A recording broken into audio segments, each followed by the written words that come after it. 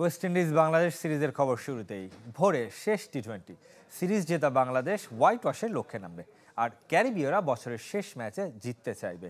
এর আগে শ্রীলঙ্কান হাথুরু সিংহের অধীনে শ্রীলঙ্কা, প্রোটিয়াস রাসেল ডমিঙ্গোর অধীনে দক্ষিণ আফ্রিকা, আর এবার ওয়েস্ট ইন্ডিয়ান ফিল সিমন্সের অধীনে ক্যারিবিয়ান দুর্গ জয় করেছে বাংলাদেশ।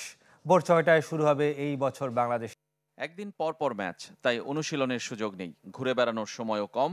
তারপরও হোটেলের লিফটে তাসকিন আহমেদের পোস্ট করা ছবিটা বলছে দল হয়ে কতটা দারুণ সময় কাটাচ্ছে বাংলাদেশ। মাঠের পারফরমেন্সই যার কারণ, টানা 2 ম্যাচ জিতে টি-20 সিরিজ নিজেদের করে নিয়েছে বাংলাদেশ। এখন লক্ষ্য হোয়াইট ওয়াশ, ওয়ানডের প্রতিশোধ নেয়া। তবে সেজন্য ব্যাটারদের দিকে তাকিয়ে দল প্রথম 2 ম্যাচ জিতলেও ব্যাটারদের ফর্ম আর স্ট্রাইক রেটের সমস্যা ভোগাচ্ছে টাইগারদের। শামীম পাটোয়ারি ছাড়া আর কেউই বড় স্কোর করতে পারছে না। 2 ম্যাচে করেছেন 62 রান, ইম্প্যাক্ট ইনিংস যাকে বলে। সবচেয়ে বড় চিন্তা লিটন দাসের অফ ফর্ম। সব ফরম্যাট মিলে শেষ 5 ইনিংসে 2 অঙ্কের দেখা পাননি।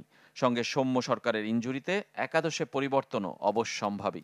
পারভেজ হোসেন ইমন খেলতে পারেন শেষ ম্যাচ। তবে বোলারদের কৃতিত্ব সবচেয়ে বেশি। পেসাররা তো বটেই, স্পিনাররাও দারুণ করছেন। তাসকিন, তানজিম, হাসান মাহমুদদের পাশে শেখ মেহেদী, রিশাদদের পারফরমেন্স নজর কাড়া। আর্নল্ডস ভ্যালি ক্রিকেট স্টেডিয়ামের স্লো উইকেট যেখানে অগ্রণী ভূমিকা রাখছে। আগে ব্যাট করে 150 করতে পারলে পাহাড় সম প্রতিপক্ষের জন্য। এই মাঠের গড় রান 135।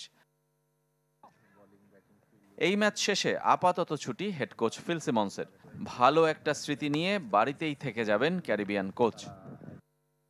আর ওয়েস্ট ইন্ডিজ ভেবেছিল বড়দিনের আগে বড় উৎসব হবে সিরিজ জয়ে। তাই তো দর্শকদের বিনোদনের জন্য প্রথমের মতো শেষ ম্যাচেও আছে ড্রোন শোর ব্যবস্থা।